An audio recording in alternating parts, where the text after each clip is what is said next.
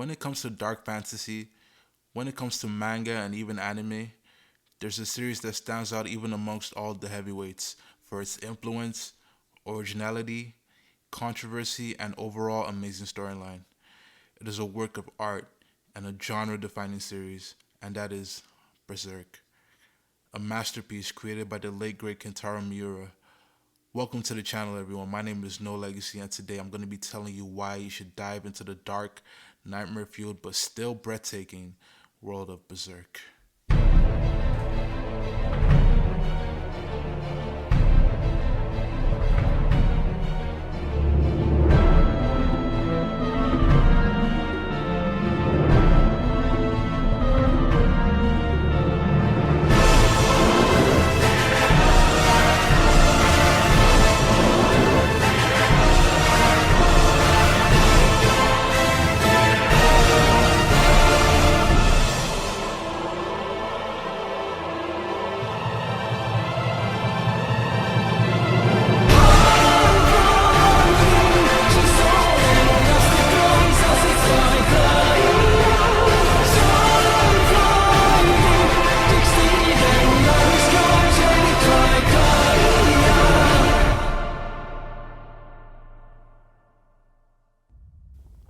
Okay, first off, it's only right that I give you guys a disclaimer for this series because although Berserk is an amazing, powerful story, it's also filled with a lot of dark themes, and the author does not pull his punches when it comes to showing you just how cruel and inhumane the world of Berserk can be.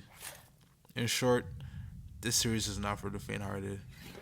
You're gonna see stuff of literal nightmares. You're gonna encounter demons, abuse, violence, torture, you name it. You really get to see the worst of all humanity and even non-humans in this series. Okay, so I'm gonna keep this video as spoiler free as possible. So we're not gonna go into too much detail about all the plot points and everything. But I wanted the video to focus mainly on the manga because so far all the adaptations we have don't do the series the justice it deserves. But I'll get into all that a little later. Now, my goal with this video is just to share my experiences with the series and talk a little about the things that have impressed me and have made me so passionate about Berserk today, in hopes that one of you would pick up the series too, especially if you're feeling a little hesitant to start yourself because you heard the author passed away and you also know that the series isn't complete. But despite all those things, trust me, like Berserk is still an amazing story, still one of the best, even without the conclusion.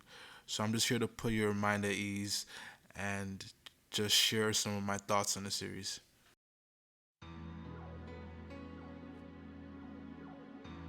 The story is about our main character, Guts. Guts is a guy that's no stranger to the word struggle, as he's had to struggle his entire life. He was literally plunged into the darkness of this medieval world through the corpse of his hanging mother. He was a child labeled a bad omen who was not even meant to survive. He's a guy who's had to start overcoming obstacles from birth in order to survive. He's a very complex character who doesn't usually express his true emotions. He's a solid rock of a man forged from the countless battles, pain, and suffering he's had to go through.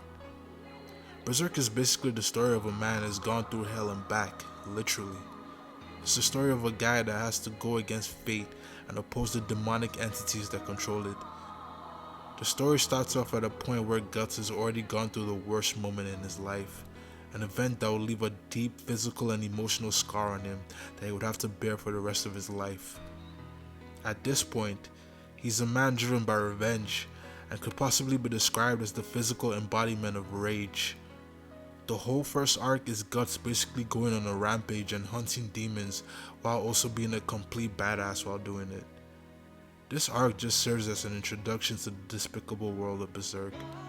It gives you a preview of the darkness that awaits and a taste of the type of creatures you can expect to encounter later on. The next arc that follows is one of the greatest in manga history, and it serves as Guts' backstory, an explanation of how he became the Black Swordsman.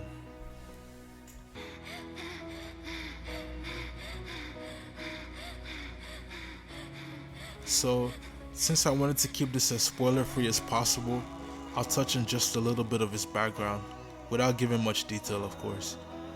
Due to the circumstances of his birth, Guts was an orphan, all alone in this world. The day he was born was the day he was supposed to die. Luckily for him, however, a traveling group of mercenaries would find him and he would be raised by their leader and his wife. This would ultimately lead to Guts becoming a mercenary himself, and from a very young age at that. The first time he went into battle, his sword was almost the size of him, and he would grow quite accustomed to using a bigger sword. This oversized sword would go on to be his signature weapon throughout the manga. Guts would live a very hard life as a kid and would be no stranger to abuse, betrayal, and a list of unfortunate circumstances. Some of the trauma he would experience at a very young age would stick with him well into his adult years. The journey we go on with Guts in his youth is an incredible tale about a guy that is lost and trying to find his purpose in the world. We get to watch this broken guy who doesn't really care about anything or his own safety for that matter, fight recklessly just to survive. For most of the manga, Guts is a lost soul.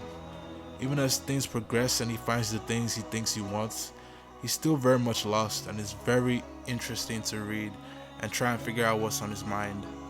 It's interesting seeing Guts go from a guy just fighting and struggling to survive to someone who allows himself to earn things he never thought he deserved. Things such as comrades he could rely on, things such as dreams and the rights to have them.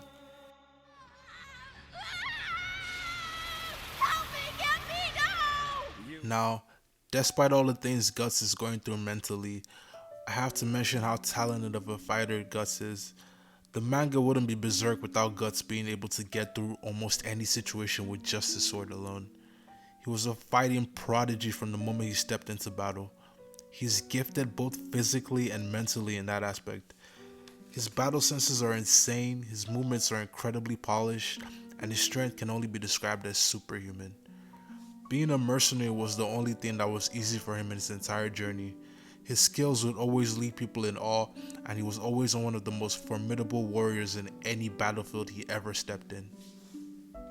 Most of Guts' early life consists of him moving from battlefield to battlefield, just earning a living as a solo mercenary, as well as building up his notoriety. He is so good at what he does that he gets countless offers from other mercenary groups and even some knights and noblemen. But ultimately, he rejects all their offers. At that point, he really starts to develop his lone wolf mentality and generally believes he's better on his own and doesn't really trust people. Later on, he has a fateful encounter with one mercenary group in particular, where he ends up spending a good amount of time with them. And that's really where the story of Berserk begins, because the characters and people he meets there shape him into the guy he becomes later, and really that's where the story kicks off. Yeah, but a lot of stuff happens after that I can't get into because it's more spoiler heavy. The story of Berserk as a whole has a lot to do with despair, hope, and struggle. And not only our main cast has to deal with this, but the civilians of this world as well. They are often faced with oppression, diseases, war, famine, torture, and overall unhealthy and unpleasant conditions. Meanwhile, in contrast, we still have the noblemen and aristocrats that live without a care in the world and look down on people with blood beneath theirs.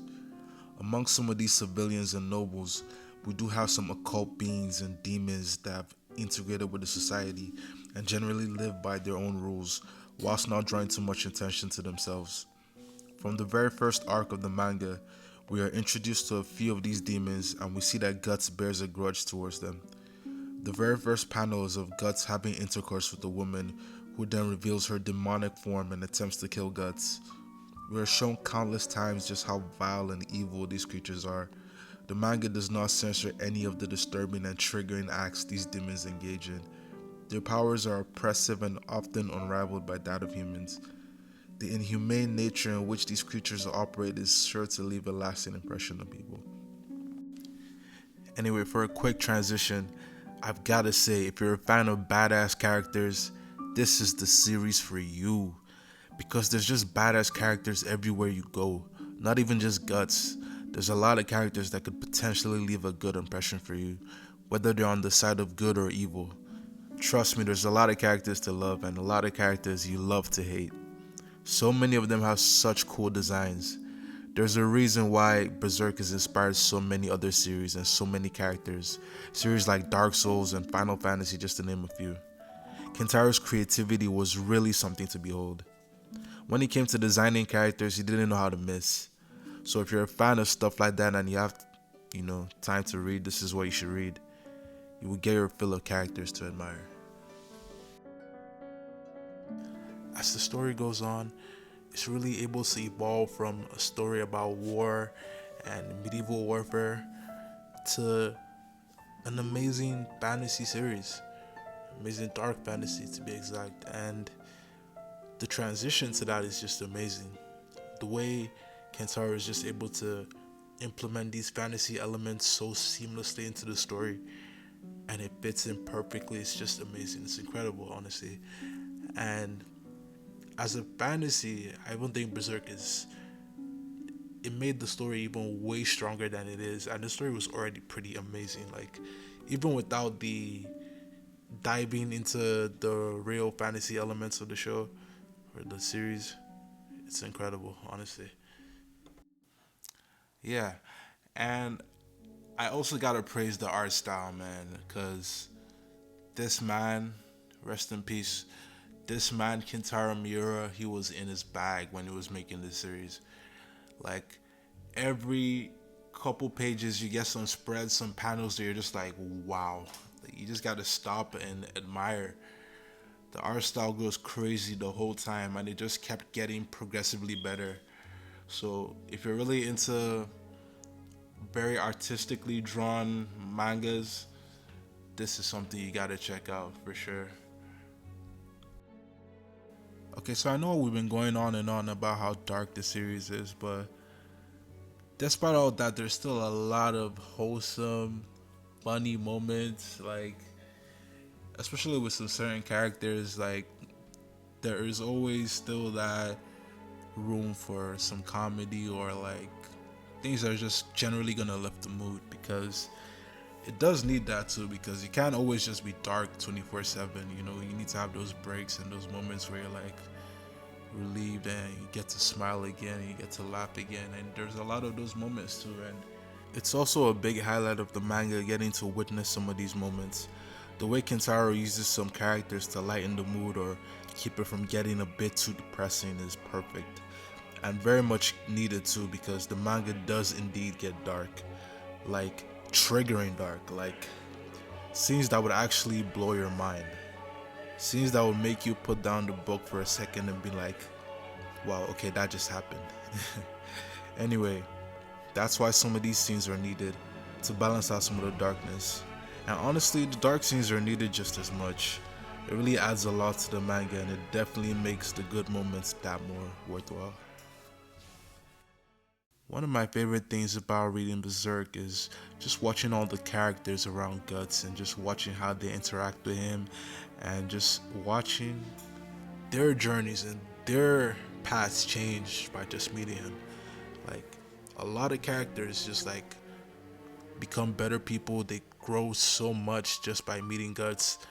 And Guts is not even the type of person that goes out to leave an impression on people or impress people or he's not even a people person. He's not that type of guy.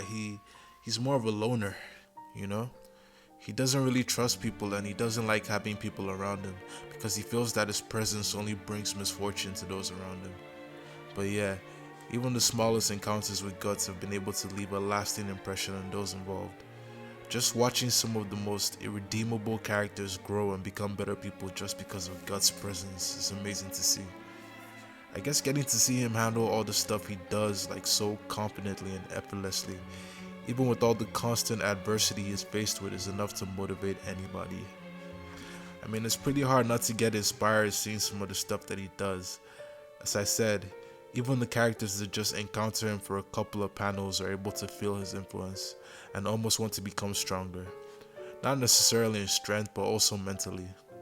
He often makes characters want to overcome their fear or trauma, and he does that without necessarily trying to.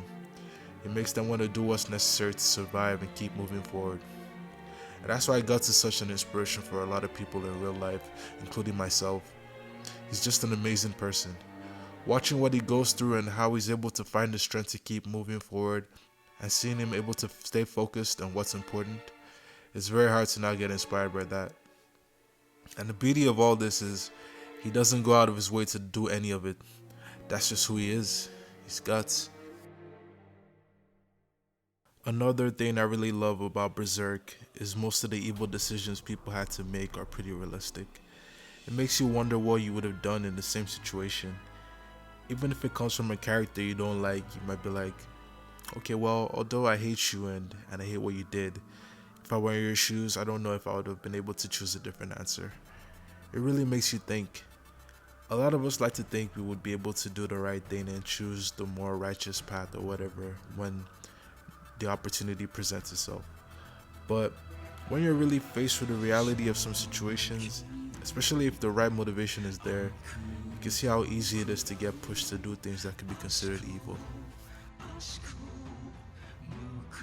Okay, so since this video was mostly about the manga, I feel like it's only fair that I talk about the other adaptations just a little bit. Okay, so first off, we're gonna start with the 90s anime. That's actually the first adaptation of Berserk that I ever watched/read. So what got me into the series in the first place. Although I don't recommend it half as much as the manga, it's something that's worth checking out. The animation might not be too encouraging because it was made in the 90s, but if you can get past that, it's pretty much smooth sailing. For me, it was a little slow getting into, but once I was invested, I was pretty much hooked. The music is great, the pacing is good. It's great overall, but it definitely feels dated, and it's not as good as the manga. Not to mention, they did skip some stuff and they ended it on a huge cliffhanger. At the time when I watched it, so I considered that the greatest plot twist in anime history, and I still do. Alright, next up is the Golden Age Trilogy, the movies that are based on the Golden Age arc, aka Guts' origin story. Now, unlike the 90s anime that summarized the first arc of the manga, the Black Swordsman arc, into half of the first episode, they completely skipped the entire arc in this one. To be fair, if you started from the Golden Age arc, that would mean the series started in chronological order. But the importance of this arc is to show you what Berserk is really about, and it gives you a taste of what to expect later on in the series. If not, you might be more caught off guard by what happens later. Which is also interesting, so I give them a pass for it. But it really does make it so that when you're watching this, you don't expect any of the stuff that happens at the end. You're like, where did this all come from? Whereas if you read the manga, you already know how Guts ends up. You just don't know how he got there. So it's a pretty big change. Overall though, I would still say this is the best adaptation of all the ones we have so far. It has by far the best visuals, an amazing soundtrack, really good pacing, and even though they skip some stuff, you'll still be left satisfied by what you've watched even if you've read it before. If I was to recommend any adaptation to anyone, it would definitely be this one. Although that plot twist could leave you a little bit more scarred, if you know what I mean. Now finally, Berserk 2016 and 2017. Now, this is a complete train wreck. I'm sure everyone has already heard this before, but this is an abomination. The animation for both of these is absolutely absurd. It is that bad. I'm talking all-time bad. Especially for a series that has as much love and respect as Berserk. It honestly breaks my heart just thinking about it. The animation alone has made this unwatchable for most people. The events of the 2016 version do take place after the Golden Age arc, and although they did skip like a pretty big arc just before, so it's like a continuation, and the story is still amazing, but it's just not worth it. It really is disappointing, but they still managed to give us incredible intros for both of them despite the actual animation being horrible for the anime. So yeah, I'll say this is a complete skip, man. Don't even bother with this one. Anyway, this is as much as I can talk to you guys about Berserk without really spoiling most of it for you. So I think I'm gonna leave it here. I'll probably make a future video that includes spoilers, just talking about the series in general, properly going in depth about some points and some chapters.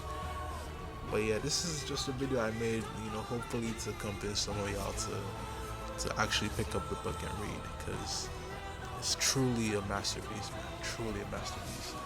And if you can get over some of the dark stuff, because I know not everybody's built for that type of stuff. So if you can just get over that, trust me, you have one of the most amazing rides ever reading something. So yeah, that's just my take on everything. So yeah, thank you guys for checking in. It's your boy No Legacy. I'm out.